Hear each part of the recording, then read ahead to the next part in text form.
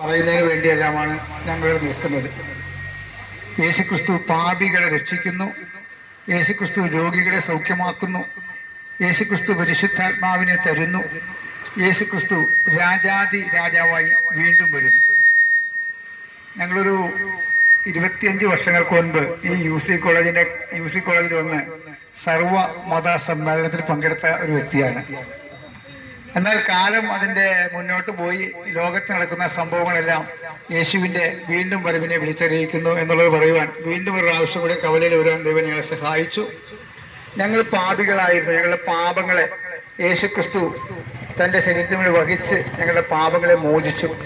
ഞങ്ങൾ രോഗികളായിരുന്നു. ഞങ്ങളുടെ രോഗങ്ങളെ യേശുവിൻ്റെ അടിപ്പിണരാൽ ഞങ്ങളുടെ രോഗങ്ങളെ സൗഖ്യമാക്കി. ഞങ്ങളുടെ പാപങ്ങൾ ഞങ്ങളെ വിടുവിച്ചു, ഞങ്ങളുടെ രോഗങ്ങളെ സൗഖ്യമാക്കി. ആ യേശുക്രിസ്തുവിനെ കുറിച്ച് രക്ഷ, സമാധാനം, സന്തോഷം ഇവ പറയുന്നതിനാണ് ഞങ്ങൾ നിൽക്കുന്നത്. ലോകത്തിൽ നടക്കുന്ന സകല സംഭവങ്ങളും യേശുവിൻ്റെ വീണ്ടും വരവിനെ വിളിച്ചറിയിക്കുകയാണ്. നിങ്ങളുടെയും എൻ്റെയും വീടുകളിൽ കിടക്കുന്ന കലണ്ടർ 2024 ഡിസംബർ മാസമാണ്. 2024 ഡിസംബർ മാസം എന്ന് വെച്ചാൽ യേശുക്രിസ്തുവിൻ്റെ ജനനത്തെ അടിസ്ഥാനമാക്കിയാണ് ലോകത്തിൽ കലണ്ടർ ഉണ്ടാക്കിയത്. യേശുവിൻ്റെ ജനനത്തെ അടിസ്ഥാനമാക്കി ലോകത്തിൽ കലണ്ടർ ഉണ്ടാക്കി. യേശുക്രിസ്തു 2024 വർഷങ്ങൾക്ക് മുൻപ് ഈ ഭൂമിയിൽ മനുഷ്യനായി ജനിച്ച് എൻ്റെയും നിങ്ങളുടെയും പാപത്തിന് പരിഹാരമായി കാൽവരി ക്രൂശിൽ മരിച്ച് ഉയർത്തെഴുന്നേറ്റ യേശുക്രിസ്തു വീണ്ടും വരാൻ പോകുന്നു. എന്നാൽ യേശുക്രിസ്തു വീണ്ടും വന്ന് ഈ ഭൂമിയെ 1000 വർഷം ലോകത്തിന്റെ തലസ്ഥാനം യെരൂശലേമാക്കി ഭരിക്കുന്നു.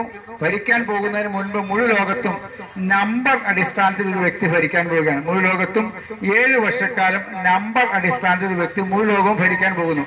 അതിന് മുന്നോടിയായിട്ട് നിങ്ങൾക്ക് ആധാർ കാർഡ് കിട്ടി.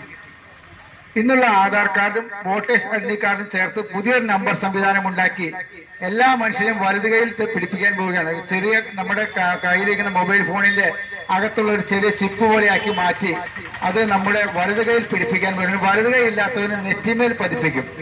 ബൈബിളിലെ പ്രവചന പ്രകാരം സമസ്ത മേഖലകളിലും നമ്പർ സംവിധാനം വരുന്നു. അതാണ് ഞങ്ങളുടെ പ്രസംഗത്തിലെ പ്രത്യേക നമ്പർ സംവിധാനം സമസ്ത മേഖലകളിലും.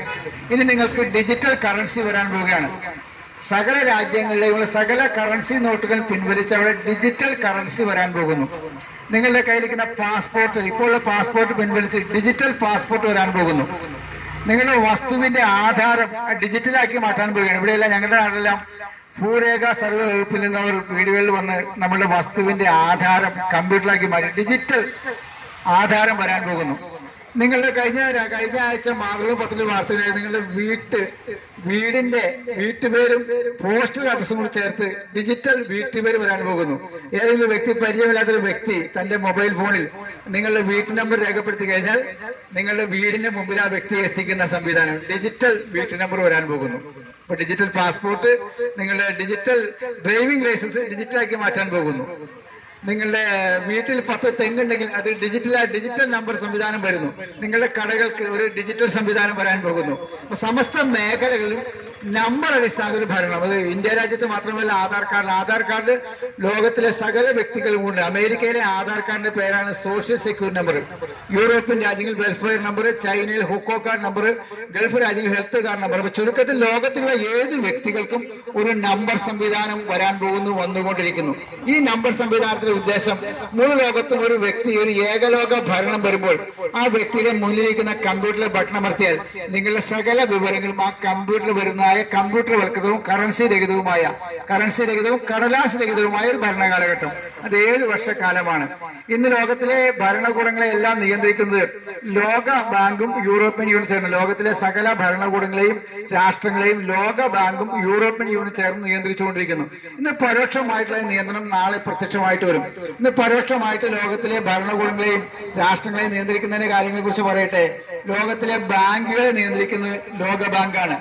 ഇന്ത്യ രാജ്യത്ത് തന്നെ നിയന്ത്രണം വരുന്ന ഭാഗമായിട്ട് ഇന്ത്യയിൽ 5 ബാങ്ക് മതിയെന്ന് ലോകബാങ്ക് പറഞ്ഞു. ഇന്ത്യയിൽ 5 ബാങ്ക് മതിയെന്ന ലോക ബാങ്കിന്റെ നിർദ്ദേശം നടപ്പിലാക്കുന്നതിന്റെ ഭാഗമായിട്ട് ചെറിയ ബാങ്കുകളെല്ലാം നിർത്തലാക്കുന്നു. നിങ്ങളുടെ പത്രം വായിച്ചില്ലേ, ഇടുക്കി ജില്ലയിൽ സഹകരണ ബാങ്കിന് മുമ്പിൽ നിക്ഷേപം കൊടുക്കാത്തതിനൊരു വ്യക്തി ആത്മഹത്യ ചെയ്തു. താമസം പിന്നെ ഇത് സകല സഹകരണ ബാങ്കുകളുടെ മുമ്പിൽ നടക്കാൻ പോകുന്ന ഒരു കാര്യമാണ്. നിക്ഷേപം തിരികെ കൊടുക്കാത്തതിന്റെ പേരിൽ വ്യക്തികൾ ആത്മഹത്യ ചെയ്യും. സഹകരണ ബാങ്കുകൾ നിർത്തലാക്കാൻ പോകുന്നു. സ്റ്റേറ്റ് ബാങ്ക് ഓഫ് ഇന്ത്യയിലെ 28ഓളം ബാങ്കുകൾ ലഭിച്ചതും ബാങ്കിംഗ് മേഖലയുടെ നിയന്ത്രണം ലോകബാങ്കിന്റെ കയ്യിൽ വന്നു കഴിഞ്ഞു. സമസ്ത ബാങ്കുകളുടെ നിയന്ത്രണം ലോകബാങ്കിന്റെ കയ്യിൽ വന്നു കഴിഞ്ഞു. നിങ്ങളുടെ കൊടുക്കൽ വാങ്ങലുകളെ നിയന്ത്രിക്കുന്നതിന് കൊണ്ടുവന്ന സംവിധാനമാണ് പാൻ കാർഡ്. പാൻ കാർഡ് മുഖേന സകല കൊടുക്കൽ വാങ്ങലുകളുടെ സംവിധാനവും ലോകബാങ്കിന്റെ കയ്യിൽ വന്നു കഴിഞ്ഞു.